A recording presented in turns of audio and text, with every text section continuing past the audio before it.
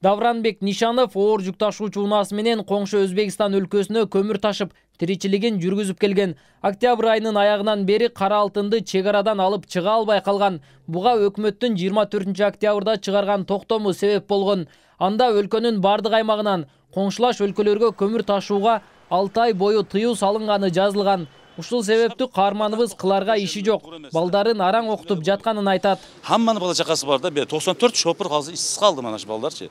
Бардыгы азыр эмнеме кылабыз, кайерге барабыз, кыш келди, я бир стройка жок, бир туурабы, азыр жаз болгондо мына стройкалар болуп, уяк ишке кетет эле балдар. Ана кээ бир балдар азыр Россияга кетти, кара жумушка кетти ашакка. Айтып атам, Россиядан келди балдар. Өзүбүздөн ham жумуш башталып тур, мына КамАЗдарга иш башталып калды деп. Biz жүрмеген КамАЗыбызга налог төкөп атабыз.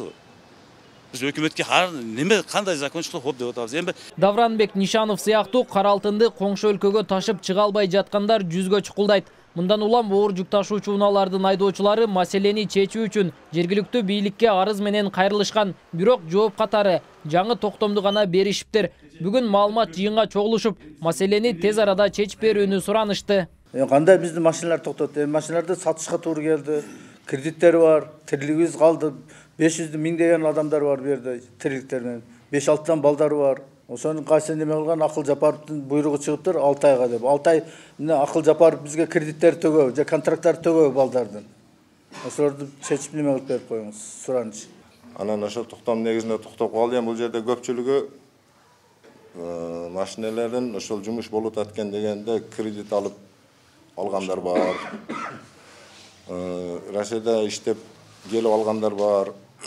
Ошонун негизинде ошого биз Садыр Нуркожоевич президентке кайрылабызбы, Акылбек Сөмекичке кайрылабызбы, ошол токтомду бизге токтомдун күчүн жокко чыгарып берсе, биздин ушу жумушубузду улантсак. Айдоочулар көмүр темир жол аркылуу ташылып жатканын билдиришет. Автомобиль менен ташууга чектөө кире элек учурда темир жолго кошулуп, оор жүк ташуучу унаалар менен көмүрдүн майда күкүмүн гана ташып келишкенин айтышат. Алардын баамында бул иштерде энергетика министринин кызыкчылыгы бар. Да бир адамдын кызыкчылыгы бар да бу жерде. Ошон үчүн токтотуп койгон. Ал кайсы адам экенин айтпайсыздарбы? Министр энергетик дейм, энергетик деген адам деп уктук да биз эми азыр бар жок эле ачылып атпайбы? Энергетик немеси экен деп. Энергетика кандай роль ойнойт бу жерде? Көмүр. Болса гестерге көмүр айтсын ташып берели. Ошо жерде жагып гес свет чыгара берсин. Бирок энергетика министринин маалымат катчысы көмүрдүн экспортуна тыюу салууда эч кандай жеке кызыкчылык жок деп билдирди. Мында энергетика министрлигинин өзүнүн кызыкчылыгы жок. Биринчи кезекте өзүбүздүн элди кыш мезгилинде жылуулук менен, анын ичинде көмүр менен камсыз кылуу. Маселе боюнча министрлер кабинетинин маалымат кызматына байланыштык. Алар күн бою суроолорго жооп бериштерин айтышканы менен акыр аягы байланышка чыгышкан жок. Мыйзам боюнча 14 күн аралыгында жооп бериштерин айтып тим болушту.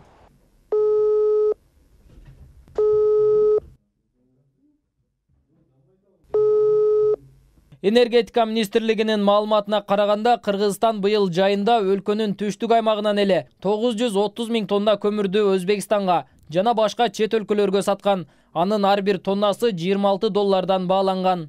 Нургелди Каныбек уулу, Азам Бузриков, Бейтарап, Ош шаары. Бул эми Садыр Нуркожоевич, бул биз автотранспорт токтоткон себеби бул бир адамдын кызыкчылыгы менен бүтүп атат да. Болбосо вагонам ташып жүргөн көмүрлөрдү биз ham ташып жүрдүк, бар жогуна жетишип жүргөнбүз. Кандай эле автоматически ошол немени токтотуп коюп атат, автотранспорт немени. Машина менен ташылбайт деп, вагонду ташылат деп. Ошого таң калып атабыз. Эч кандай бизге буйруган неме кылган жок. Ошонтип эле резко таможнядан токтотуп койду. Ушундай буйрук келди деп. О көрсө Акыл Жапаровдун немелери, да бир адамдын кызыкчылыгы бар да бу жерде. Ошон үчүн токтотуп койгон.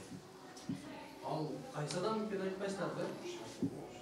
Министр энергетик дейм, энергетик деген адам деп уктук да биз эми азыр бар жок эле ачылып атпайбы? Энергетик немеси экен деп. Энергетика кандай роль ойнойт бу жерде? Көмүр. Болсо гестерге көмүр айтсын ташып берели. Ошо жерде жагып гес свет чыгара берсин. Эми биз водительдер мана патентimiz бар. Вовремя патент алабыз. транспортный налогы төкіп атабыз. Мен азыма үйімде бір жүрбей тұрған КАМАЗым тұрады, келді, налогын төледім мен şimdi налогын. Енді қайерден біз ақша алабыз? Мана қазір қыш келді. Бізде бұт самосвалдар бар. Самосвалдар қазір қайерде құрылыс болып жатады. Дом салып жатады, бардың собственный өзлерінің ховалары бар екен. Біздің машиналар шақырбайды олар. Эми кичине иш болуп калыптыр эми мына кейбирки балдар Россияда өзүбүз ошто жумуш башталыптыр, водительдер, Россияда иштеп кеткен водительдер бар. Ошто башталыптыр иштеп, кайра ошо келгенде мына так токтотуп койду азыр. Yana кайра енді Россияга кетебиз, енді болот бер деп, yana бирикте кетишип калды балдарчы. Эми mana shu биз ишти кайра жайына коюп койсоңуз, или баягы срокты кичиретип бериң бизге, кичкене yana bir 10-15 günden açıp verseniz biz bol öğret.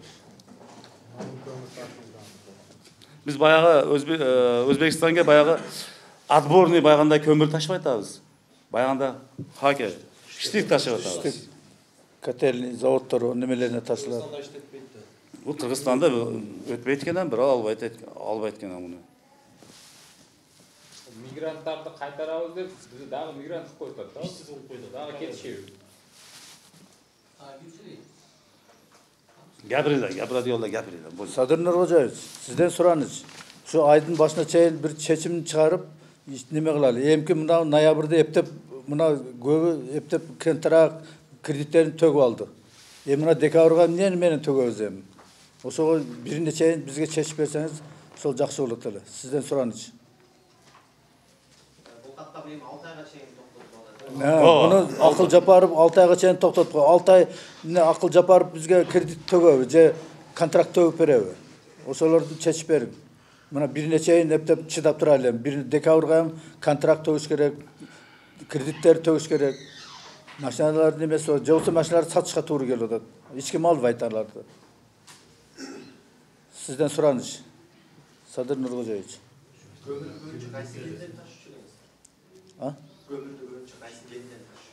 Эми көмүр мынау завод, котельный немелерге дейми? Ол майда көмүр, ол ошто деле жазын кышын деле түрө берет. Оштон да. Ош биримдики ар неме карьер көп да. Карьер көп. Мисалы Алай бар, Кызылкая бар, бар жактан келет көмүрлөр. Ошолорду элеген немесин апарып Өзбекстан заказ кылат, ошолорго апарып таштайбыз. Özbekistan kim arqылуу заказ кылат? Эми фирмалар бар да, фирмалар договор кылышат да. Анан биз долго ташышты билебиз, ушу. Апарып бермеңерге дейт, заводдун абы, станциясына абы жерге дейт, ошол жерине апарып беребиз. Өкмөт аркылуу да, өзү договорлору бар булардынчы. 4 жылдан бери ташып атабыз.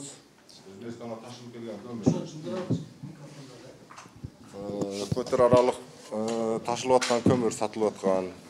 Ошону биздин машиналар бүт бул жерде частный машиналар. Ошо 22 октябрдабы? 24 октябрда министр кабинетинин төрагасы Акылбек Семековичтин токтому менен ошол автотранспорт аркылуу Кыргызстандын чегарасынан чыгарылбасын деп буйрук чыгыптыр, токтом чыгыптыр, постановление. Ошонун негизинде бизди ошо таможняны токтотуп кайтарды. Анан вагон менен кроме вагондан сырткары, вагон менен ташылып берсин, и Эркештампоз Торгат автодорожный посттан көмүр чыкканга автотранспорт менен уруксат экен, только мына ошо Достук автодорожный и Кызылкая автодорожный эки таможнядан токтотуп койду. Ошонун негизинде бизге себептерин айткан эмес, эмне себептен токтотконун ошо постановление келди деди, бизге таможнянын иштеген бажынын кызматкерлери. Ошонун негизинде токтоду. Эми бул жерде бул 3 жылдан бери, 4 жылдан бери ташылып жүргөн нерсе көмүр. Анан бул көмүрдү бул Тодо кендерден бөлөк машиналар тартып келет анда. Бул жерде Ошто шаардын атара тегерегинде топ базалар бар. Топ базага келип төгөт. Бул жерден анан биздин машинага артабыз, биздин машина менен артып анан Өзбекстанга ташып жүргөнбүз. Ушул күнгө чейин, ушу токтом чыкканга чейин. Анан ошол токтом негизинде токтоп калды. Бул жерде көпчүлүгү машиналардын ошол жумуш болуп аткан дегенде кредит алгандар бар. Россияда иштеп келип алгандар бар. Ошонун негизинде ошого биз Садыр Нуркожоевич президентке кайрылабызбы, Акылбек Сөмекичке кайрылабызбы, ошол токтомду бизге токтомдун күчүн жокко чыгарып берсе, биздин ушу жумушубузду улантсак, ошол жакшы эле бизге. Ошонун негизинде биз ушул жерге топтолуп, ушул деп пресс-конференция уюштурганга мажбур болдук.